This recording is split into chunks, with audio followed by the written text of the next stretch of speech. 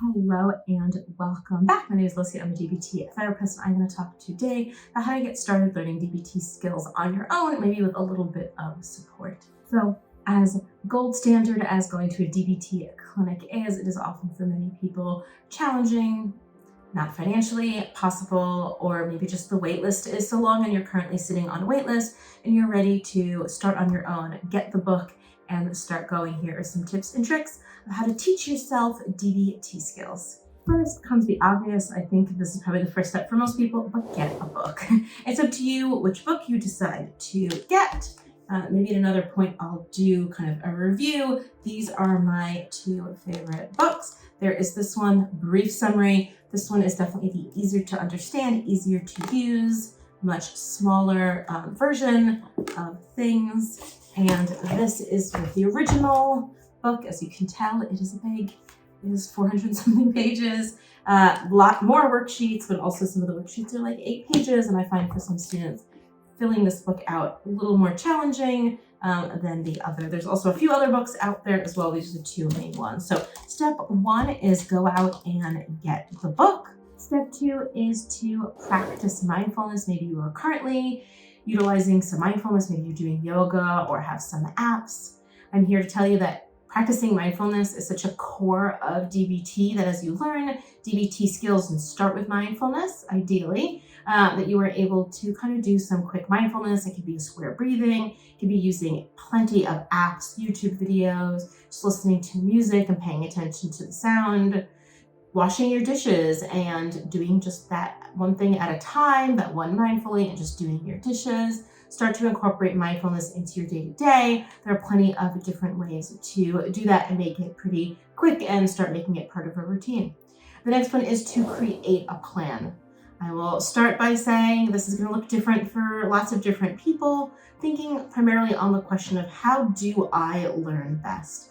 If you are a visual learner, maybe that is looking for a more affordable course or looking for YouTube content online. If you are someone who's a really auditory learner, this might be podcasts. If you are very much a sort of student style learner, it might be getting out the workbook and realizing that certain page numbers you're going to spend 20 minutes a day, whatever that might look like. Ideally, once again, however you learn best is best.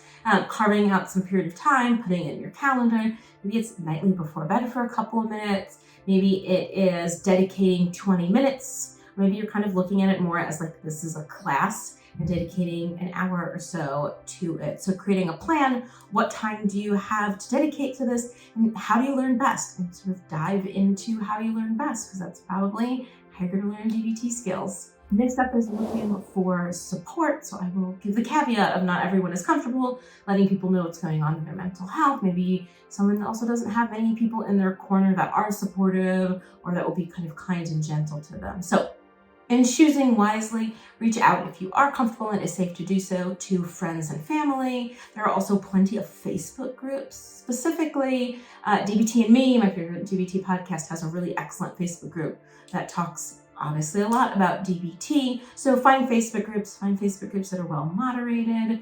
There's somebody, rules, and somebody's kind of keeping an eye on things. There's plenty of websites, including DBT Self-Help and others that also have a lot of DBT content. Support also might look like getting a memoir or kind of getting some motivation from where other people have been in your shoes before. Next up is one of my favorite things. It's journaling. I am very much a journaler and definitely a person who does well and learns best by writing things out. So get a journal. It doesn't need to be anything specific. They do sell DBT specific journals, and I actually have a video on that if you want to check that out. Just a notebook. I also really like Post-it notes and find myself kind of taking things and taping it up and have DBT skills on them. So just having the journal could be focused on like how you're going to use a skill. What does it feel like? Maybe you're learning skills and it's feeling kind of uncomfortable. Put that into writing and go ahead and write that down. As you're moving through and learning DBT skills on your own, next, just be gentle with yourself. I think a lot of people get to this point. They have a plan. They've got the book. They've got this. They're ready to go. And then life happens, or they start learning something just doesn't sit well, or it's a skill that just doesn't jive with you for some reason, a lot of people kind of stop, or they feel like, I was supposed to yesterday spend 20 minutes in the book and I didn't, I can't do this, and kind of give up or feel like this is just not something for them really early on. Once they kind of get some motivation and they get some momentum, things maybe don't work out quite so well. Be gentle with yourself. You're learning something new. It takes time to do so. If you remember that graph, that recovery is not linear.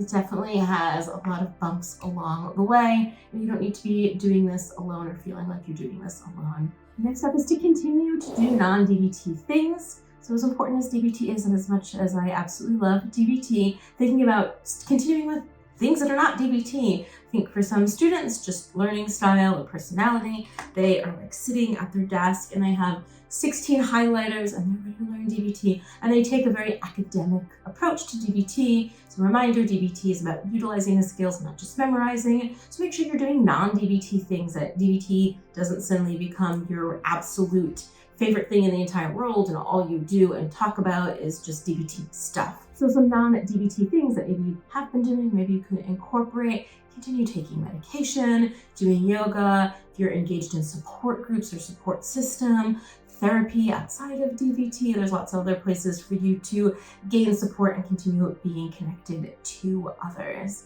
And my last tip, and I would also say this sort of cycles through. Sometimes it's a good reminder about, okay, I need support right now, or I need to get my journal, or let me go through my book. So kind of simplifying things a little bit. So if you find that you get stuck or you're just needing more support, that could be a variety of things. It could be going to YouTube and searching for and watching other videos. Maybe you are looking specifically for more first-person stories and you want to take a break from the workbook and just focus on a memoir. I've worked with a lot of people who felt like they struggled with DBT because they struggled with coming to grips with some things in their lives, and they felt like a memoir of somebody who's been in their shoes is what they would like to learn from, and kind of took a break and started there. So feel free to go ahead and do that.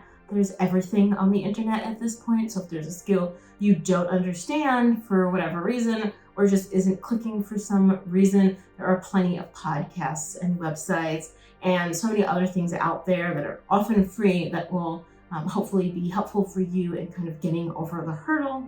If you're also interested in kind of connecting with others or getting a little bit more help and support in learning DBT skills, I do teach a live DBT group every single Monday, as well as have my own self-paced course in learning DBT and do DBT skills coaching individually. In saying that, there is a lot of good reasons why somebody would go ahead and do a little DIY of learning DBT skills. It's often such a life-changing thing to do and can be really challenging to either find the time or motivation, or maybe kind of accept that this is the next step that you're taking while you're waiting for a formal DBT program or while other things are going on in your life.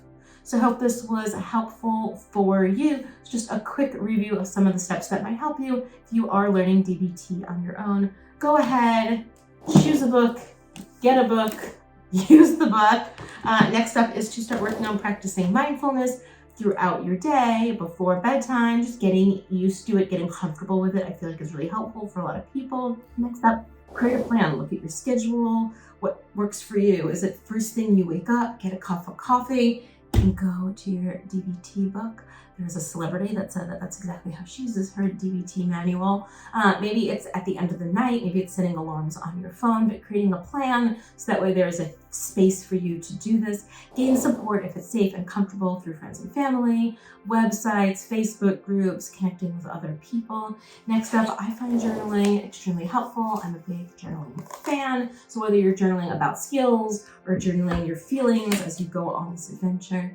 Next up is also just be gentle with yourself. Realize that at this point, a lot of people kind of need to take a step back or look at your schedule. Maybe this is too much DBT. Maybe it's a beautiful sunny day and this is the summer and you'd like to go on a walk. And that is just kind of how you're going to prioritize your time right now. Maybe it's time to read a memoir or just take a step back about something that might be really heavy in your life.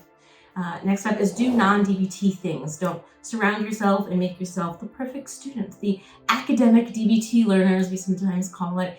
Do yoga, take your medication, drink the water, therapy, support groups connect with other people. Try not to make DBT suddenly like the ultimate thing and the only thing that you're doing right now. The last one is reach out for more. So whether that is Googling a specific skill to get better examples or get more help in it, or you're looking for a professional to turn to when you need it, feel free to also reach out to myself and my business online courses, as we teach live DBT group every single Monday. And we also have a more affordable self-paced course if you're looking for the book in video formats. That way you can learn and also connect with other students who are doing the same. So I hope you are well, and I hope you take care and stay skillful.